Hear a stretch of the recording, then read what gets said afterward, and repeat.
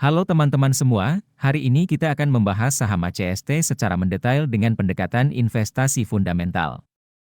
Banyak hal menarik yang bisa kita pelajari dari laporan keuangan perusahaan ini, jadi tetap ikuti ya.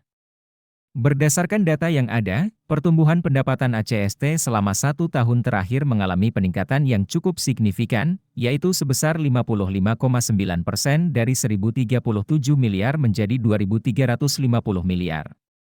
Namun, jika kita lihat dari rata-rata pertumbuhan pendapatan selama 5 tahun terakhir, CAGR, angkanya justru negatif sebesar minus 8,8%.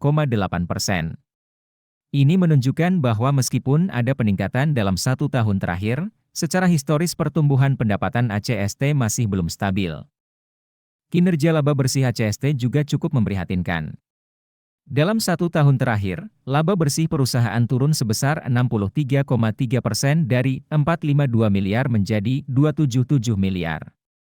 Sayangnya, rata-rata pertumbuhan laba bersih selama 5 tahun terakhir, CAGR, tidak dapat dihitung karena angka negatif.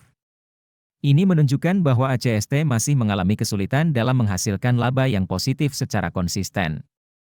Jika kita melihat profitabilitas perusahaan, gross profit margin ACST turun dari minus 30,1% menjadi minus 1,7% dan net profit margin turun dari minus 43,6% menjadi minus 11,8%. Ini menunjukkan bahwa kemampuan ACST dalam menghasilkan laba masih sangat rendah dan perlu ada perbaikan yang signifikan dalam manajemen biaya dan operasional. Dari sisi pengembalian aset, ROA, ACST mengalami perbaikan dari minus 21,3% menjadi minus 10,4%. Namun, pengembalian ekuitas, ROE, justru memburuk dari minus 69,8% menjadi minus 72,2%. Ini menunjukkan bahwa efisiensi penggunaan aset sudah membaik, tapi efisiensi penggunaan modal masih sangat rendah. Dilihat dari struktur modalnya, ACST memiliki debt-to-equity ratio yang masih rendah, yaitu 0,1 kali. Ini menunjukkan bahwa perusahaan masih memiliki ruang untuk berhutang jika dibutuhkan. Namun, dengan kondisi keuangan yang belum stabil, leverage yang terlalu tinggi tetap perlu diwaspadai. Jika kita menggunakan kerangka investasi fundamental ala Warren Buffett, ACST hanya mendapatkan 1 poin dari total 6 poin. Ini menunjukkan bahwa perusahaan masih memiliki banyak pekerjaan rumah untuk memperbaiki kinerjanya agar bisa menarik minat investor value. Untuk melihat detailnya, kalian bisa download aplikasi investor yang linknya ada di deskripsi. Nah, sekarang kita akan membahas hal yang paling dinantikan, yaitu valuasi saham ACST. Valuasi adalah proses menentukan nilai wajar suatu saham berdasarkan berbagai faktor, seperti kinerja keuangan perusahaan, prospek bisnis, dan kondisi pasar. Margin of safety adalah selisih antara nilai wajar saham dengan harga pasar saat ini. Jika margin of safety positif, artinya saham tersebut undervalued atau murah, sehingga berpotensi untuk memberikan imbal hasil yang baik bagi investor.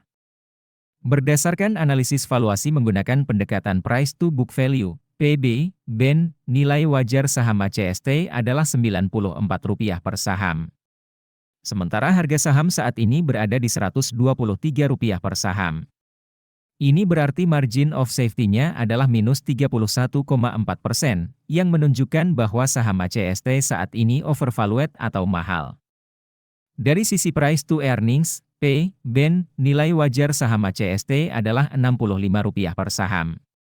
Dengan harga saham saat ini Rp123 per saham, maka margin of safety-nya adalah minus 90,5%. Ini juga menunjukkan bahwa saham ACST saat ini sangat overvalued. Nah, teman-teman semua, itulah ulasan mendetail mengenai saham ACST berdasarkan analisis fundamental. Ingat, keputusan investasi tetap ada di tangan kalian masing-masing. Kami hanya memberikan informasi dan analisis, tapi kalian yang harus bertanggung jawab atas setiap keputusan investasi yang kalian buat. Semoga bermanfaat ya.